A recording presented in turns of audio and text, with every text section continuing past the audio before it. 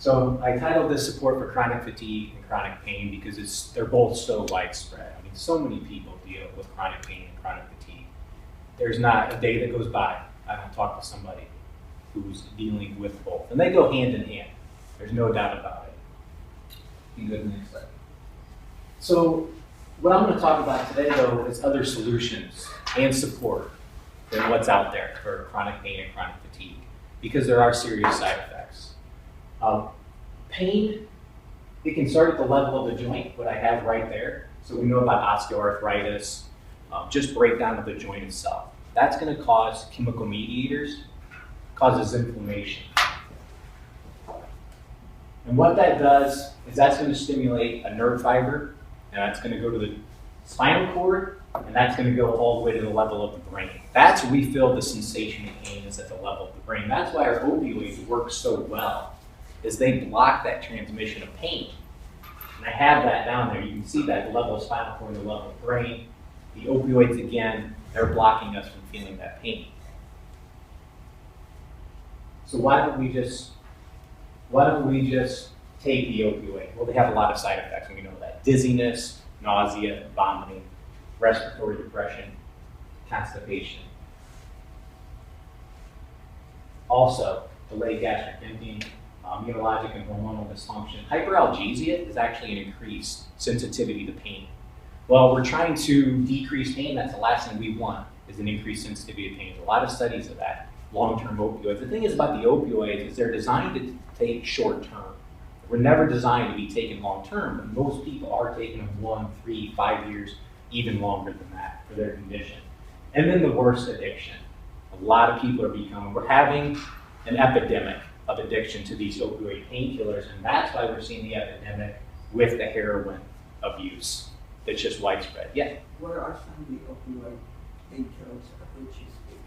Hydrocodone, is one of them. We have Vicodin, ones that are used a lot.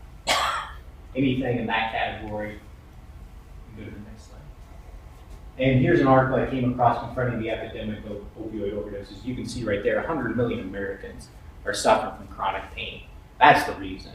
But the only solution they're being given is these opioid painkillers. Again, just to block that sensation of pain. What I'm going to do, and why I did this presentation, is to educate individuals. Well, let's find out what is causing this pain. We know a lot of times that's from inflammation, just like I showed you at the level of that joint. You know about arthritis, you know about osteoarthritis, rheumatoid arthritis. We know that's destruction of a joint. We know that's causing inflammation, and that's what's causing our pain. And a lot of the solutions we're given is to suppress that inflammation, or just to block, again, that sensation of pain. And part of what I do is to give solutions other than those NSAIDs, those corticosteroids, those painkillers, without those severe side effects. Part of doing that is I show individuals, well, what's creating this chronic inflammation? Because I really want to empower people to really understand their own body, really at the cellular level. And I'll do a little bit of that today, because I really want to empower you to say, okay, here's what's going on, here's what's creating an inflammation. If you understand what's creating it, then you can intervene and give your body the building blocks to stop that inflammation without having these side effects. And you can, again, confronting the epidemic of opioid overdoses, and it talks about the death toll from opioid overdoses right there. In 2012, the last year before the data, it says are available. Almost 40% of American deaths from prescription drug overdoses were from opioids. That's a really high number. And what this article talks about right here is most people aren't just taking an opioid. They're usually taking it with another prescription medication. The problem with that is there's a lot of powerful interactions there that increase those side effects even more.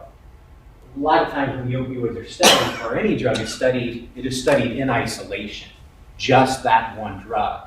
But what we don't know is what's the interaction of what they call polypharmacy, which is multiple prescription drugs interacting with one another. Most people, again, they're taking opioids with another prescription medication. And again, that's what it says there at the bottom, is most people aren't taking these short term.